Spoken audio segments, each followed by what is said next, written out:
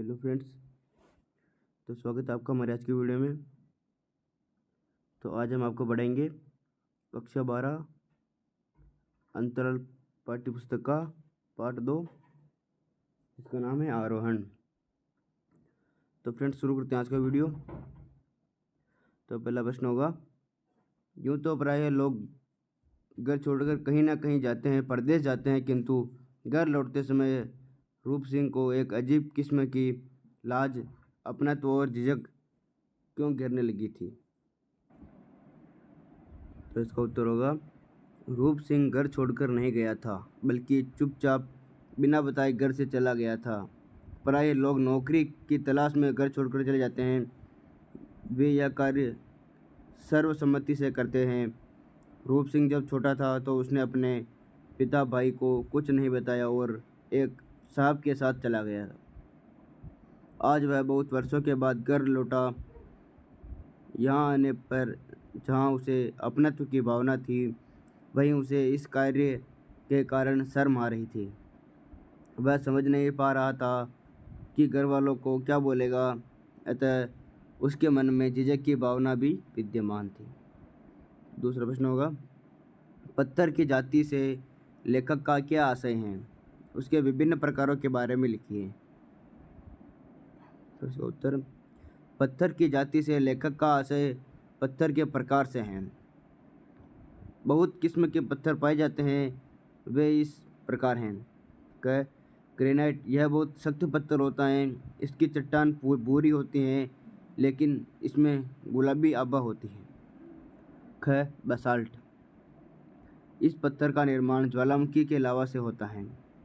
बलुआ पत्थर, यह बालू से बना होता है।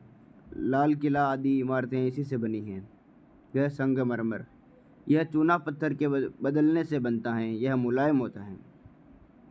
अंग परतदार पत्थर, यह बारीक कणों के रूपांतरित शैलों से बनता है। तीसरा प्रश्न होगा, महीप अपने विषय में बात पूछे जाने पर उसे टाल क्यों देता था। इसका उत्तर होगा, महीप जान गया था कि रूप सिंह रिश्ते में उसके चाचा हैं। रूप ने रास्ते में कई बार भूप सिंह और शैला के बारे में बात की। वह कुछ समझ गया कि रूप सिंह कौन है। वह उसे अपने विषय में बताना नहीं चाहता था और न ही अपने विषय में कोई बात करना चाहता था। अतः जब भी रूप सिंह महीप से उसके विषय में कुछ पूछता था तो वह बात को टाल देता था। वह अपने माँ के साथ हुए अन्याय को बताना नहीं चाहता था।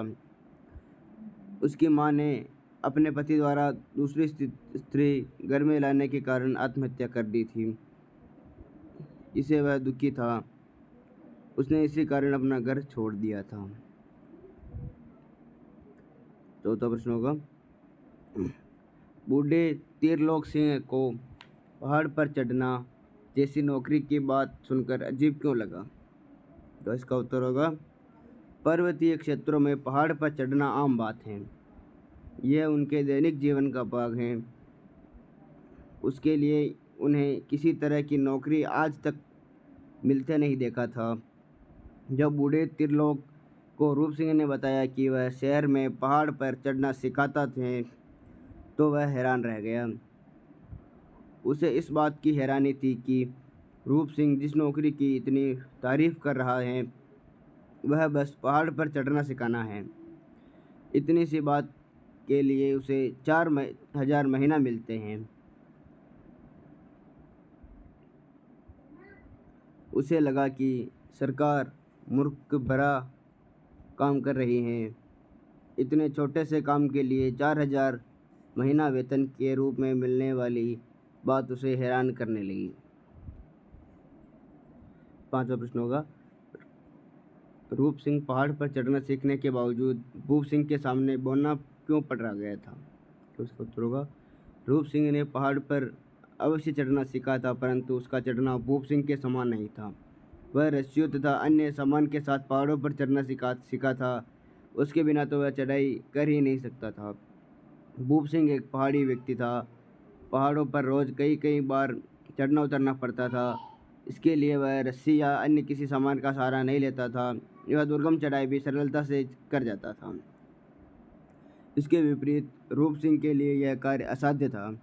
अपने भाई के घर जाने के लिए उसके भाई भूप सिंह ने उसकी सहायता की।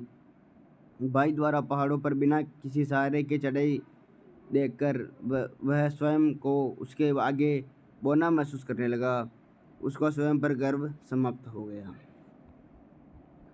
छठा प्रश्न होगा, शैला और भूप ने मिलकर किस तरह पहाड़ पर अपनी मेहनत से नई जिंदगी की कहानी लिखी।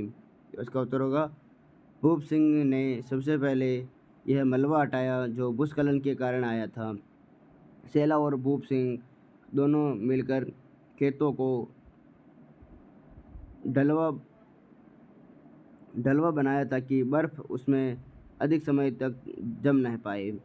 जब खेत तैयार हो गए तो उसके सामने पानी की समस्या आई, अतः उसने झरने का रुख मोड़ने की सोची। इस तरह से उनके खेतों में पानी की समस्या हल हो गई। फिर समस्या आई कि गिरते पानी से पहाड़ को किससे काटा जाए। यह बहते पानी में संभव नहीं था। कुआर के मौसम में उन्होंने अपनी समस्या का हल पाया और उन्होंने पहाड़ को काटना आरंभ किया। इस मौसम में झरना जम जाता था और सुबह धूप के कारण धीरे धीरे पिघला था।